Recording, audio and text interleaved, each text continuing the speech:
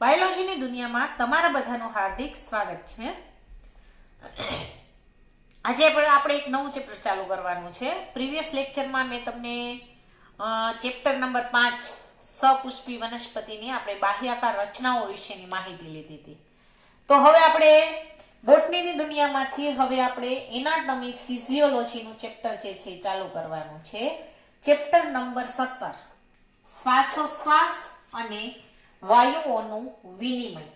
આ ચેપ્ટર જે છે એ તમારી ટેક્સ્ટ બુકમાં પેજ નંબર 267 પર આપેલું છે. શ્વાસોશ્વાસ અને વાયુઓનું વિનિમય.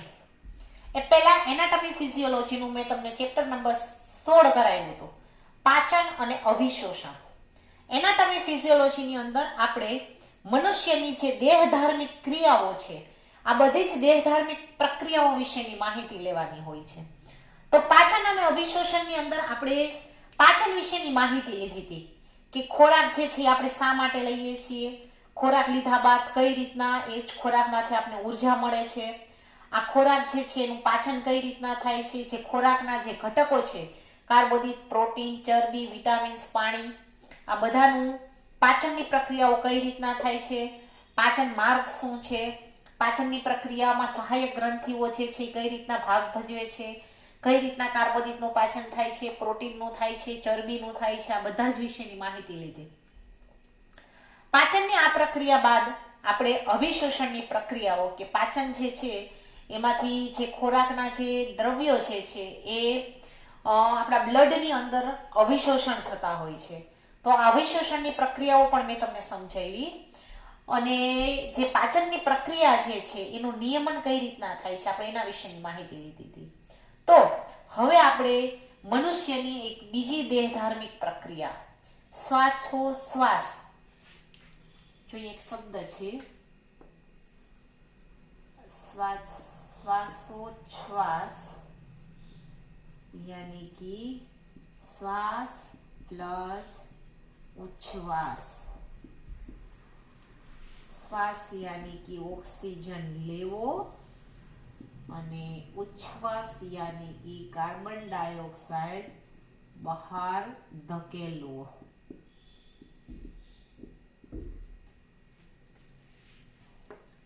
श्वास यानी कि इंस्पिरेशन, उच्छ्वास यानी कि एक्सपिरेशन, श्वासोश्वास यानी कि रेस्पिरेशन. रेडी? श्वासोश्वास ने इंग्लिश में रेस्पिरेशन तरीके ओळखवामां आवे छे. श्वासोश्वास यानी कि श्वास प्लस उच्छ्वास. श्वास ने इंस्पिरेशन कहेवामां आवे छे અને ઉચ્છ્વાસ ને એક્સપિરેશન તરીકે ઓળખવામાં આવે છે. રેડી? તો આ ચેપ્ટરની અંદર આપણે મનુષ્યની જે દેહધાર્મિક પ્રક્રિયાઓ છે કે જેને આપણે શ્વાસોશ્વાસ, શ્વાસ યાની કે ઓક્સિજન લેવો, આ શ્વાસ, ઉચ્છ્વાસ કાર્બન ડાયોક્સાઇડ બહાર કાઢવો. રેડી? એટલે આમાં પણ ચયાપચયની પ્રક્રિયાઓ થતી હોય છે. શ્વાસ લેવો અને બહાર કાઢવો. રેડી? કારણ કે આપણે કીધું હતું ચયની પ્રક્રિયાનો રેટ વધે તો વૃદ્ધિ, અપચયની ક્રિયાનો રેટ વધે તો ઘસારો. તો અહીંયા પણ શ્વાસ યાની કે ઓક્સિજન લેવો. આપણે ઓક્સિજન શા માટે લઈએ છીએ? રેડી? અને એવું તો આપણા શરીરની અંદર શું થાય છે, આપણા સેલની અંદર, યાની જેને આપણે કોષીય શ્વસન કહેવામાં આવે છે. તો આ પ્રક્રિયાઓ દ્વારા ઓટો જે છે એ ચયાપચયની પ્રક્રિયા દ્વારા, કારણ કે આપણે ચયાપચયને એક જટિલ જૈવ રાસાયણિક પ્રક્રિયા તરીકે ઓળખ્યું. તો આ ઓક્સિજન કોષીય શ્વસન દ્વારા આપણે જ્યારે આપણા શરીરની અંદર લઈએ છીએ તો શરીરની અંદર, આપણા સેલની અંદર એવું તો શું થાય છે કે O2 માંથી CO2 ની અંદર કન્વર્ટ થઈ જાય છે. યાની કે O2 યાની કે ઓક્સિજન યુક્ત રુધિર અને CO2 યાની કે અશુદ્ધ રુધિર, ઓલું શુદ્ધ રુધિર હતું. રેડી? અને જો જાજો ટાઈમ સુધી આ કાર્બન ડાયોક્સાઇડ આપણા સેલની અંદર રહે તો ગૂંગળામણ થશે અને અમુક પ્રોબ્લેમ્સ જે છે એ ક્રિએટ થશે, ઝેર ઉત્પન્ન થશે, પોઈઝનસ ઇફેક્ટ થશે. એટલા માટે, કારણ કે કાર્બન ડાયોક્સાઇડ જે છે એ વિષકારી છે, પોઈઝનસ એજન્ટ છે. એટલે કાર્બન ડાયોક્સાઇડ જે છે એને શરીરની બહાર ફેંકવો જરૂરી છે.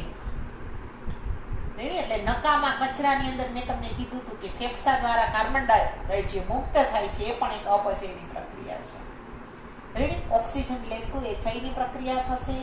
તો પહેલો તો પ્રશ્ન આપણે એમ થશે કે આપણે શરીરને ઓક્સિજનની જરૂરિયાત શું છે, આપણે શા માટે ઓક્સિજન લઈએ છીએ? તો આપને ખબર જ છે કે આપણે ઉર્જા મેળવવા માટે આપણે શું કરીએ છીએ? ખોરાક લઈએ છીએ. તો ખોરાકની અંદર જે ગ્લુકોઝ છે, આ ગ્લુકોઝનું વિઘટન કરવા માટે ઓક્સિજન જે છે એ સજીવો દ્વારા લેવાય છે. રેડી?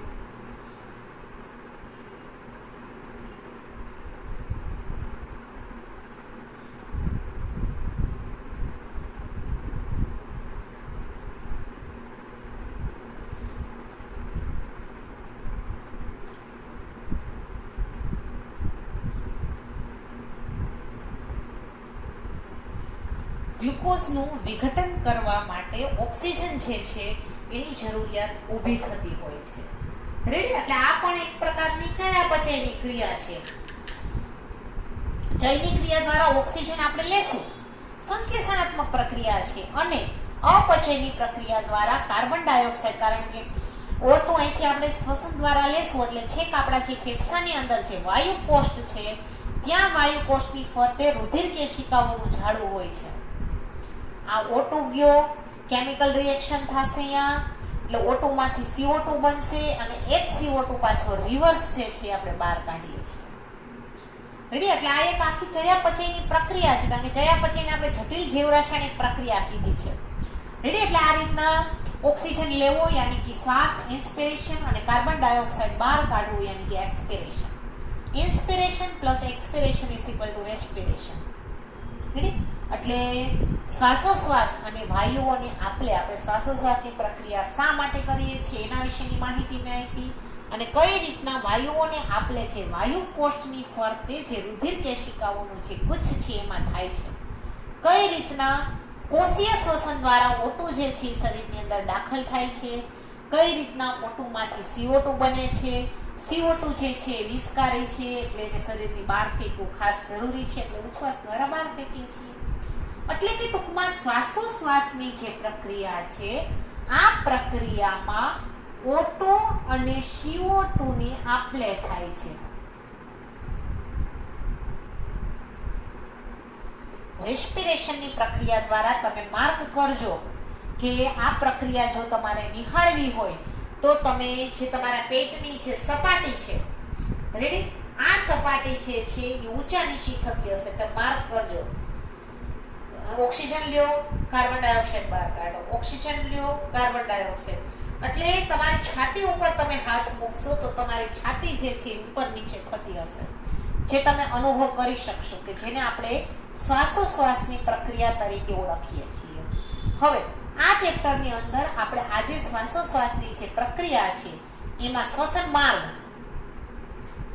માર્ગ કયો છે, ત્યારબાદ શ્વસન અંગો, કયા કયા શ્વસન અંગો જે છે ભાગ ભજવે છે પૃષ્ઠવંશી સજીવોમાં અને અપૃષ્ઠવંશી સજીવોમાં. સૃષ્ટિની અંદર, કારણ કે સૃષ્ટિની અંદર બધા જ સજીવો એક જ મેથડથી શ્વસન નહીં કરતા હોય, બધાના અંદર અલગ અલગ રચનાઓ, કોઈ ત્વચા દ્વારા કરતું હશે, કોઈ નાક દ્વારા કરતું હશે, કોઈની અંદર શ્વસનાંગો હશે, કોઈમાં વાયુકોષ્ઠ હશે, અલગ અલગ રચનાઓ જે છે એ સૃષ્ટિના બધા જ સજીવોની અંદર હશે. ભલે આપણે આ ચેપ્ટરમાં ભણવાનું છે તો મનુષ્યની છે.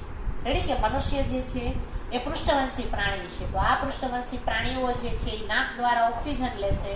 એટલે આપણે એનું જે શ્વસન માર્ગ જે છે કે કઈ રીતના શ્વસન માર્ગ જે છે એ આગળ વધે છે એની આપણે માહિતી લેવાની છે. તો શ્વસન માર્ગની અંદર આ રીતના આવશે. પહેલા આપણે નાક દ્વારા શ્વસન માર્ગ, પેલા નાકમાંથી જે ઓક્સિજન જે છે એ કંઠનળીમાં જશે, કંઠનળીમાંથી સ્વર પેટીમાં જશે, સ્વર પેટીમાંથી શ્વાસ નળીમાં જશે, શ્વાસ નળીમાંથી શ્વાસ વાહિનીમાં જશે અને શ્વાસ વાહિનીમાંથી આ જ ઓક્સિજન જે છે છે એ ફેફસામાં જશે. રેડી? એટલે આ છે શ્વસન માર્ગ. આ રીતના વાતાવરણ, રુધિર અને કોષ વચ્ચે વાયુઓની આપ-લે થતી હોય છે. વાતાવરણ, રુધિર અને કોષ વચ્ચે વાયુઓની આપ-લે થતી હોય છે.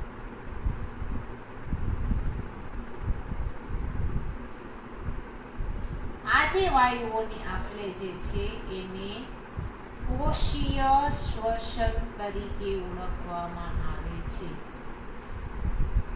કારણ કે વાતાવરણનો ઓક્સિજન જે છે એ અંદર જશે, નાકમાંથી કંઠનળી, ત્યાંથી સ્વરપેટી, શ્વાસનળી, શ્વાસવાહિની અને ફેફસાની અંદર જશે.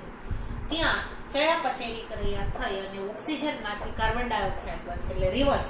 ફેફસામાંથી શ્વાસવાહિની, ત્યાંથી શ્વાસનળી, સ્વરપેટી, કંઠનળી અને નાક થ્રુ કાર્બન ડાયોક્સાઇડ જે છે એ બહાર ફેંકાશે. રેડી? એટલે આ ચેપ્ટરની અંદર આપણે આ શ્વસન માર્ગ જે અંગો છે આ બધા અંગ વિશેની માહિતી લેવાની છે. કઈ રીતના ઓક્સિજન જે છે એ અંદર આવે છે, એવું તો શું થાય છે, વાતાવરણ અને શરીર આ બંને વચ્ચે દબાણમાં કંઈક ડિફરન્સ થતો હશે ત્યારે જ બહારથી ઓક્સિજન અંદર જતો હશે ને, એવું તો શું થાય છે કે કાર્બન ડાયોક્સાઇડ છે એ પાછો ઊંધો નીકળે છે. આ બધી જ મિકેનિઝમ જે છે એ આપણે આ ચેપ્ટરની અંદર ભણવાની છે. કઈ રીતના વાયુઓની આપ-લે થાય છે, ફેફસાની રચના આપણે ભણશું. ફેફસાની અંદર હું વાયુ કોષ્ઠ શબ્દ જે બોલું છું, આ વાયુ કોષ્ઠ શું છે, અલગ અલગ સજીવોની અંદર આ જે અલગ અલગ શ્વસન અંગો છે એ કઈ રીતના કામ કરે છે, કઈ રીતના શ્વસનની પ્રક્રિયા થાય છે, શ્વાસની, ઉચ્છ્વાસની, શ્વસનનું કદ અને ક્ષમતા વિશેની માહિતી લેશું.